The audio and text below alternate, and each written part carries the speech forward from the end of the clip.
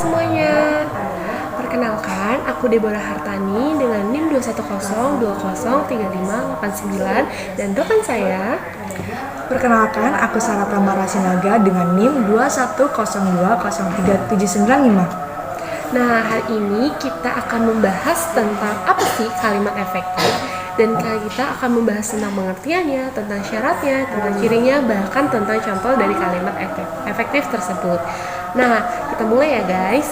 Jadi, pengertian kalimat efektif itu apa sih? Kalimat efektif itu adalah kalimat yang mengandung unsur kaidah kebahasaan dan suatu kalimat yang mudah dan gampang dimengerti oleh baik si pembaca maupun si pendengar.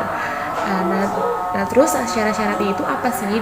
Di sini kalimat efektif itu mempunyai dua syarat. Yang pertama, tentunya dimengerti oleh si pembicara maupun si pendengarnya. Nah, yang kedua itu adalah informasi yang akan disampaikan dapat terdengar dengan jelas.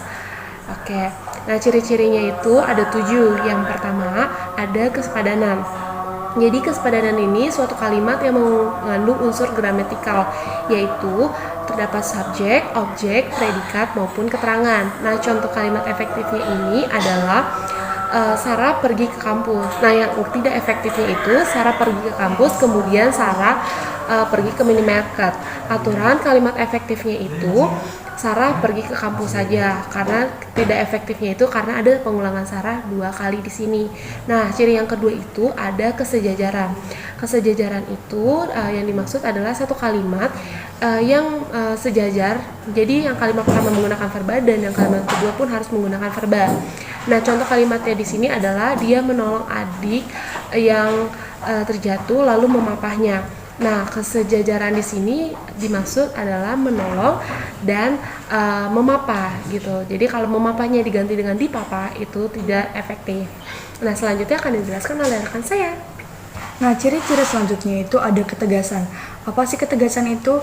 Yaitu adalah meletakkan kata di awal kalimat yang bermakna ketegasan untuk menonjolkan ini dari kalimat tersebut. Nah, contohnya ada harapan presiden agar rakyatnya dapat mempertahankan bangsa juga negaranya. Ciri-ciri selanjutnya itu ada kehematan. Apa sih kehematan itu? Nah, kehematan itu adalah mengurangi penggunaan kata, frasa, atau bentuk lain yang dianggap tidak perlu tetapi tidak merubah atau mengurangi tata kaidah dari bahasa tersebut. Nah, contohnya adalah yang untuk tidak efektif, karena ia tidak diajak, dia tidak ikut belajar bersama di rumahku. Nah, untuk kata efektifnya dihilangkan kata ia menjadi karena tidak diajak, dia tidak ikut belajar bersama di rumahku. Dan ciri-ciri selanjutnya itu ada kecermatan, yaitu di dalam suatu kalimat efektif tidak diperbolehkan atau tidak diperkenalkan menggunakan kata atau kalimat yang berdefinisikan ambigu. Nah, contohnya ini adalah untuk kalimat tidak efektif adalah mahasiswa di perguruan tinggi yang terkenal itu mendapatkan hadiah. Sedangkan untuk kalimat efektifnya ada mahasiswa yang berkuliah di perguruan tinggi negeri itu mendapatkan hadiah. Selanjutnya itu ada kepaduan, yaitu memadukan suatu kalimat agar suatu informasi yang di dalamnya itu tidak terpecah-pecah. Nah, contoh kalimat tidak efektifnya itu ada makalah ini membahas tentang teknologi fiber optik.